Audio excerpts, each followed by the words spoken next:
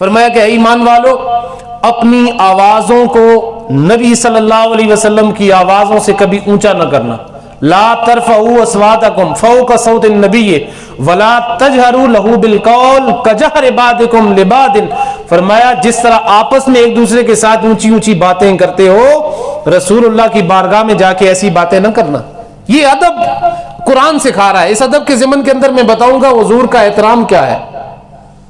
آج روزہ رسول صلی اللہ علیہ وسلم کی جالیوں کے سامنے جا کے لوگوں نے جو تماشے, جو مذاق بنایا ہوا ہے, وہاں پہ جا کے مختلف انداز کے ساتھ وہ اپنے اپنے ڈرامے کرتے ہیں.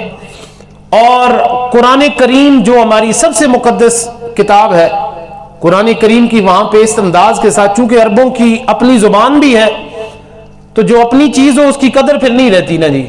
ہماری تو چونکہ عربی زبان نہیں ہے تو ہمارے لیے تو قرآن سب سے زیادہ مقدس اور احترام والی جگہ ہے. لیکن آپ نے دیکھا ہوگا کہ وہ لوگ, عرب کے لوگ قرآن کریم کو سر کے نیچے رکھ کے سو جاتے ہیں, جہاں سوتے ہیں وہاں پہ آس پاس رکھ کے وہیں پہ بیٹھ جاتے ہیں. یعنی ان کے نزدیک قرآن کریم ایک عربی کی کتاب ہے.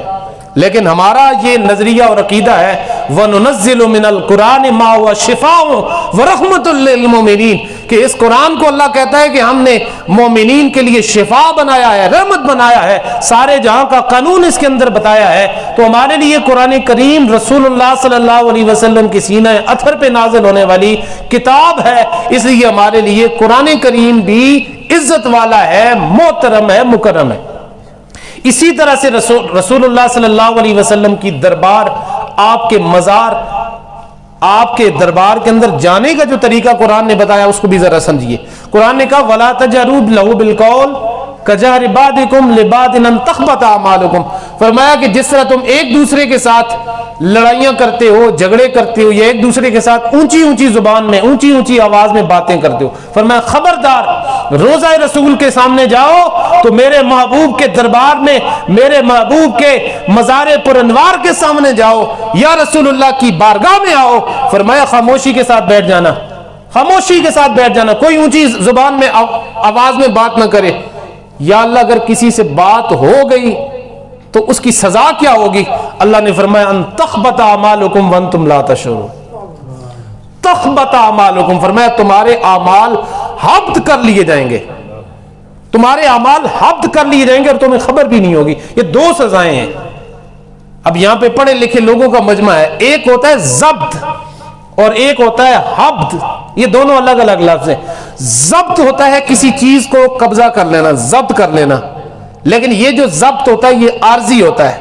بعد میں ایک بندہ آ کے معافی مانگے جی غلطی ہو گئی ہے, وہ بندہ اس کو چیز واپس کر دیتا ہے, یہ ضبط ہے. لیکن حبط کیا ہے؟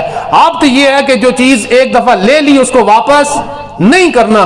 قرآن کہتا ہے ان تخبط اعمالکم وانتم لا تشعرون. اللہ فرماتا ہے میں تمہارے اعمال کو حبط کر لوں گا, یعنی تمہاری نیکیوں کا جو پلہ ہے وہ ہمیشہ ہمیشہ کے لیے ختم ہو جائے گا. تم ایویں ہی حاجی اور بڑے بڑے نمازی بنتے پھرتے رہو گے, لیکن حال یہ ہوگا کہ رسالت مآب صلی اللہ علیہ وسلم کی بے ادبی کرو گے, تمہارے اعمال کا, نیکیوں کا جو پورا وہ چیپٹر ہے, دفتر ہے, وہ اللہ تعالیٰ اس کو بند کر دے گا اور تمہیں خبر بھی نہیں ہوگی. دوسری سزا یہ بھی ہے کہ ان تخبط اعمالکم وانتم لا تشعرون, تمہیں شعور بھی نہیں رہے گا.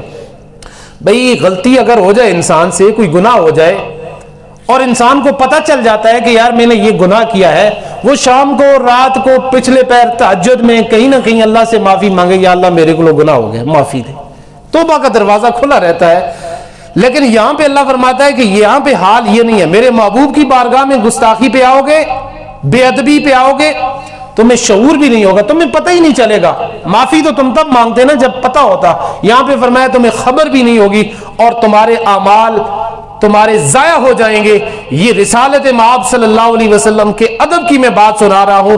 آقا کریم صلی اللہ علیہ وسلم کی بارگاہ میں بیٹھے ہوئے صحابی, صحابہ کرام کے بارے میں حدیث مبارکہ کے اندر آتا ہے, ایسے بیٹھے ہوئے ہوتے تھے کہ اگر ان کے سروں کے اوپر سے پرندے بھی گزر جاتے تو وہ آسانی کے ساتھ گزر جاتے, لیکن ان کے سروں کی ترتیب اس انداز کے ساتھ رسول اللہ کی بارگاہ میں ہوتی.